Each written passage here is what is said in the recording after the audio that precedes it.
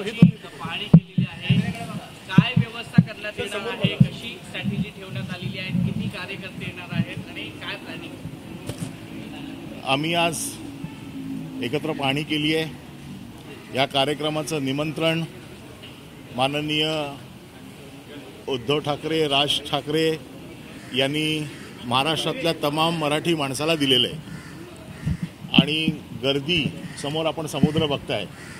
उद्या दोन समुद्र माणसांचे, मराठी माणसाचा एक समुद्र आणि समोर असलेला समुद्र याची स्पर्धा होईल। बघा, कुठल्याही शेवटी भावना महत्त्वाची आहे। आपल्याला माहिती आहे पावसाळा सुरू आहे, अन्यथा मोकळ्या मैदानात देखील हा कार्यक्रम होऊ शकला असता, परंतु शेवटी आम्ही मराठी माणसाच्या भावनेचा विचार करतो की शेवटी त्यांनी हा जो काही लढा दिला, मराठी माणसाच्या भीतीपोटी हा GR रद्द झालेला आहे आणि त्याला आपली भावना कुठेतरी व्यक्त करावीच लागेल आणि म्हणून आम्ही दोन्ही पक्षांनी मिळून या कार्यक्रमाचं आयोजन केलेलं आहे। आम्ही सगळ्यांनी ते एकत्र आत्ता पाहिलं आणि आम्ही त्याचं नियोजन सगळे एकत्र बसून करू आणि एकदा फुल अँड फायनल सगळं ठरलं की आपल्यासमोर पुन्हा एकदा येऊन सांगू।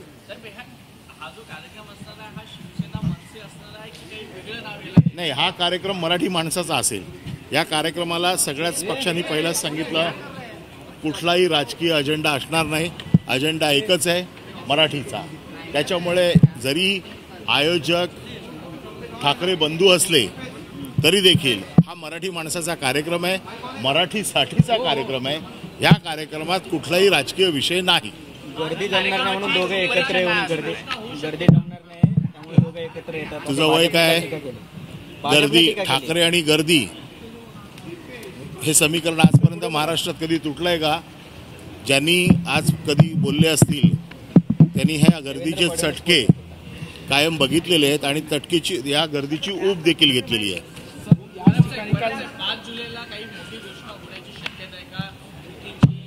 आम्ही या बाबतीत कुठलंही भाष्य आता करणार नाही।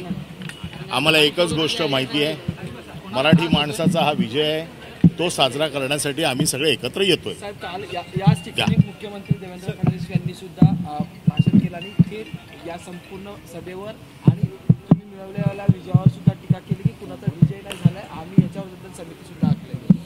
बघा, मी या बाबतीत आता कुठलेही राजकीय भाष्य करणार नाही। त्याचं कारण असं आहे की राजकीय भाष्य करण्याचं हे व्यासपीठ नाही।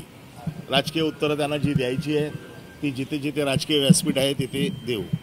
हा विषय जो आहे हा मराठीच्या विजयाचा जल्लोष आहे आणि मराठीच्या विजयाच्या जल्लोषामध्ये आम्ही कुठलाही राजकीय विषय आणू इच्छित नाही।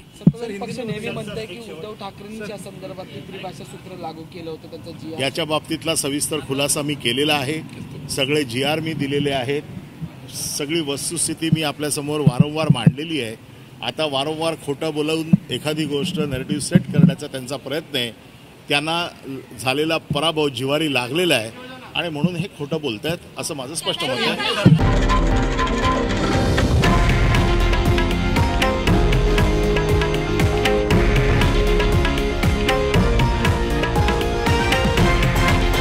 हे आहे देशातील नंबर 1 न्यूज नेटवर्क आणि आपण पाहत आहात TV9 मराठी, एकमेव।